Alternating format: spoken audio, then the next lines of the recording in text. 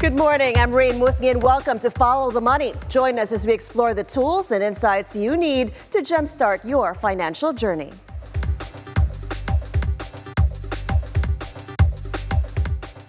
Today on Follow the Money, we're talking about the impact of travel on personal finances. As the global economy faces uncertainty and digital platforms dominate, Philippine travel agencies are adjusting to new realities. We'll dive into how rising travel costs, sustainability, and the shift to digital booking platforms are shaping the travel landscape. Mariegel Tankiang-Manotok, president of the Philippine Travel Agencies Association, joins us on the show for that. Mariegel, good morning, and thank you so much for joining us. Yes, good morning. Hi. So could you kindly give us an overview of the Philippine travel agencies, how you're performing post-pandemic, especially in light of global economic instability or inflation, the weakening peso, and rising costs affecting the travel industry in the past year? So the travel industry rested during the pandemic. So a lot of people tried other businesses, shifted careers. It was an eye-opener for everyone. But 2023 was the start where we felt business was picking up. And this year we are almost back or even over pre-pandemic sales. So the Philippine travel agencies have faced a mixed landscape post-pandemic, and of course, with the resurgence of travel demand against the backdrop of our global economy instability, there's been a significant upstick in bookings and particularly domestic tourism. But in our recent concluded 31st PTAA Travel Tour Expo last February, in SMX, we had over 100,000 foot traffic, which seems that people are only slightly affected by inflation. So, but I believe that the Philippine industry is resilient, and so we believe that it's has a lot of significant challenges, but I believe we will be able to see it through. So what kind of revenues are we looking at, and what kind of growth have we been experiencing in the among the travel agencies in the past year? And would you be able to say that we've fully recovered from the last 4 years? I believe that if we're not fully recovered, we are getting there. But with regards to exact sales, I know with our recent Travel Tour Expo, our exhibitors were quite happy.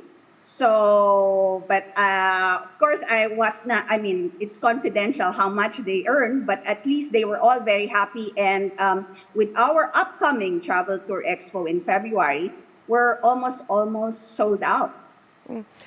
Many travelers are choosing more affordable destinations or postponing their trips. How are travel agencies coping with this shift? And are there strategies that you implement to maintain customer interest despite higher travel costs? I believe that travel agencies should reinvent themselves. They can create a niche market or a unique product or service. Some agencies also have shifted their focus to domestic tourism or offering attractive packages and promotions. Some agencies also consolidate their bookings with other agencies so that they can negotiate better deals with airlines and hotels. So collaborating with local businesses as well can create more comprehensive travel packages and support the local economy. Those packages and promotions, Mariegel, are they able to compete with online packages and promotions? Well, I think they're comparable. Sometimes, there are also advantages and disadvantages. I don't know if I can explain that. There are a lot of DIYs, okay? People who are doing DIYs because they believe that they can really get cheaper if they do it themselves. But sometimes there are also, I'm sure you've heard about it also, that when they booked in the wrong site. When they come into the hotel, that they thought they checked in, they didn't have a booking because they did not book in the right website. So where will you be able to complain to the AI? Or unlike if you go through a travel agency, we can help you make sure that your travel will be seamless and your hard-earned money will be well spent. Mariegel, these online or DIY kind of travel bookings, reservations, and packages, would you say this is the single most disruptive in the travel industry or travel agency association? Or would it be movements such as sustainability or this eco-shift?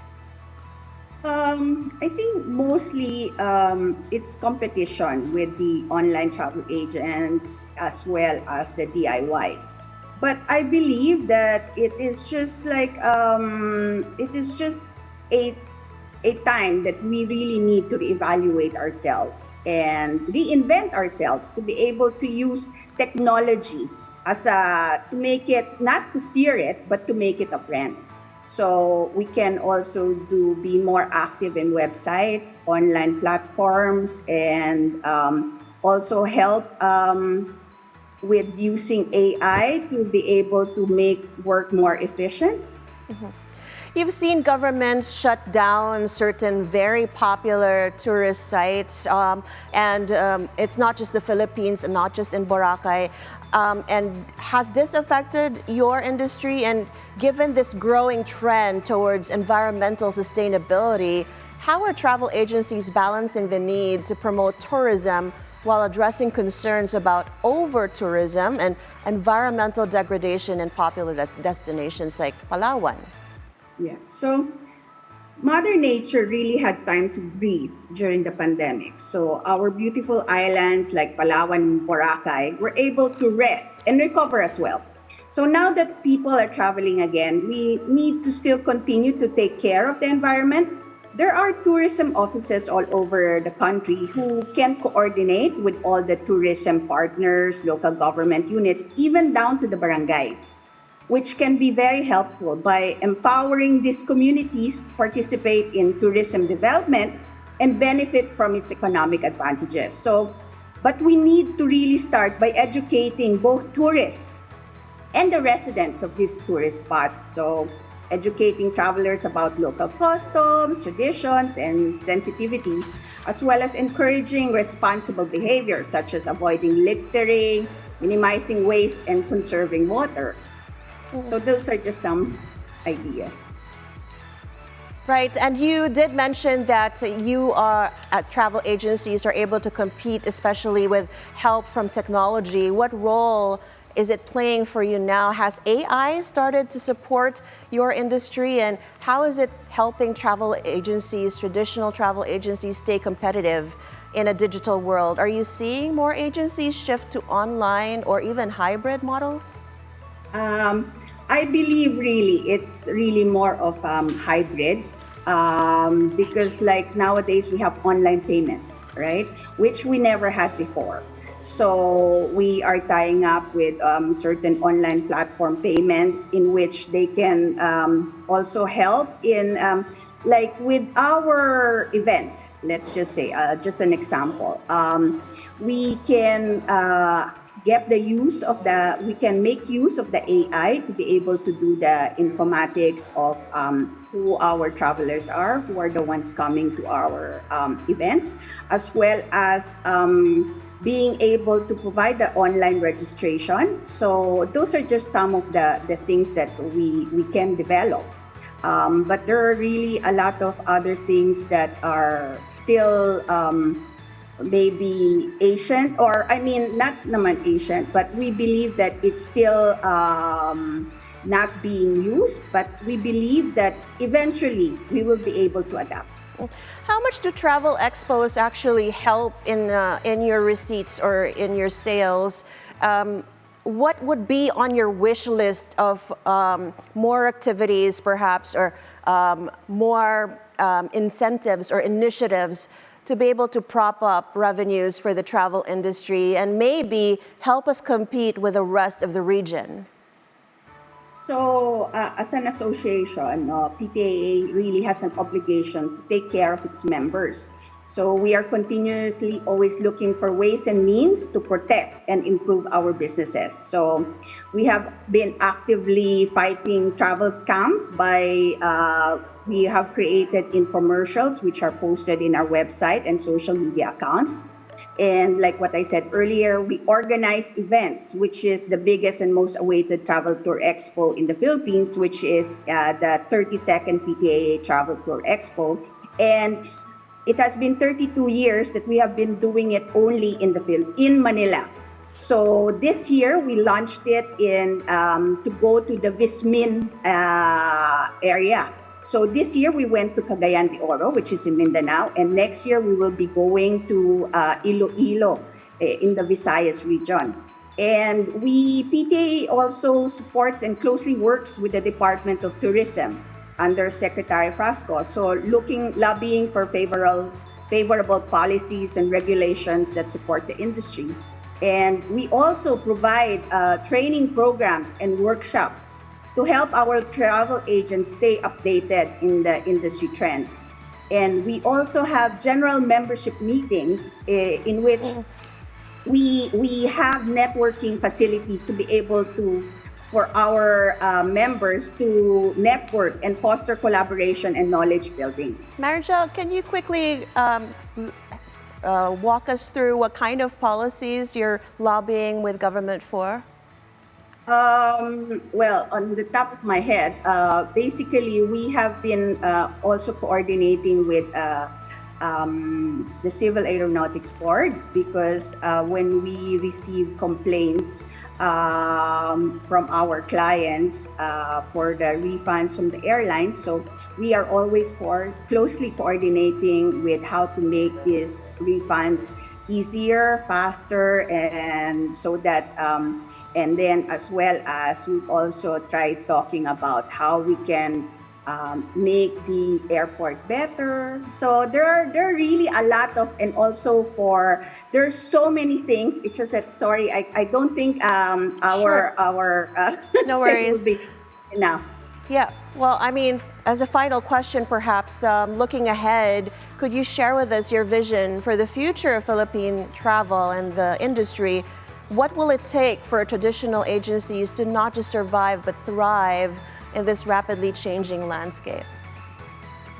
Well, I believe that the biggest room in the world is the room for improvement. So we really need to always reevaluate, not be complacent in what we have. We have to do research and development and find out what are the latest trends and to be able to adapt.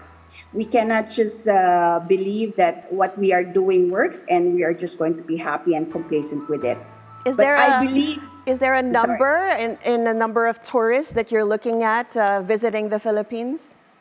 Well, in line with the DOT, Department of Tourism, their target is around 7 million. So the PTAA and our members are really trying to help and aim for that as well. So we are also doing a lot of international representations being done by PTAA in the Far East, as well as in Argentina and all those places. And we really do believe that the Philippines has so much more to offer, and we really will support you in going after the 7 million or more. And so there are multiple pressing challenges facing the Philippine travel industry today: the rising cost of travel, growing demand for sustainable tourism, and the disruptive impact of digital platforms. So as traditional agencies strive to adapt, the path forward involves embracing digital transformation while maintaining a personal touch to keep their services relevant in a competitive marketplace. Thank you so much, Mariegel, for sharing your insights on the evolving travel landscape. We appreciate you joining us today. Thank you very much.